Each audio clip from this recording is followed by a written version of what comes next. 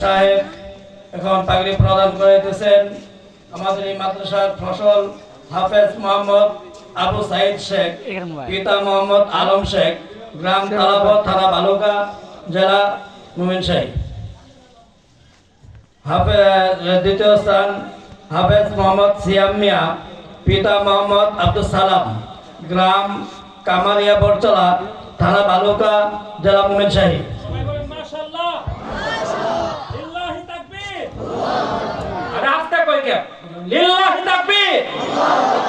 দেখছেন আপনি দৃশ্যটা দেখছেন?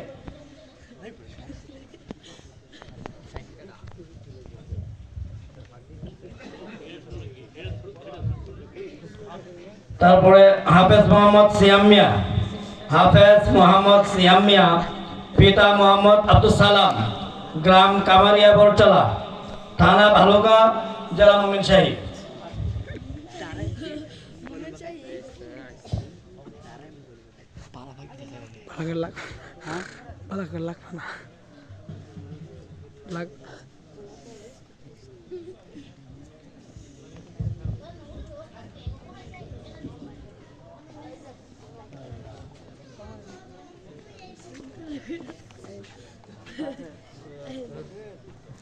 মাশাআল্লাহ, আল্লাহ কবুল করুন, সবাই বলেন আমিন।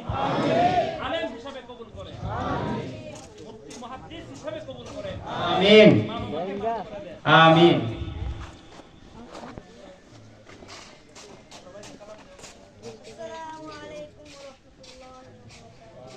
ওয়া আলাইকুম আসসালাম ওয়া রাহমাতুল্লাহি ওয়া বারাকাতুহু।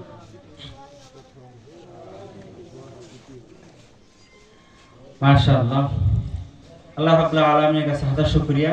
দুইটি ছোট্ট বাচ্চা কোরআনে হাফেজ হয়েছে, তাদের মাথায় পাগড়ি পরানো হয়েছে। আল্লাহ সকলকে কবুল করুন বলে আমিন।